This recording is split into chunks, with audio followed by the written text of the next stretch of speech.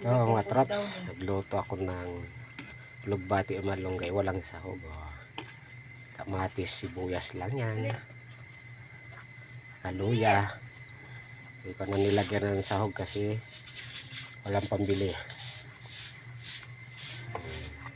Malunggay lang sa lugbati. Pakulo lang. Pero masarap na yan. Kapasarap yan yung malunggay sa lugbati. Wala nang sahog-sahog yan. Para wala kang makuhang kolesterol. Pakulo lang, pwede na yan.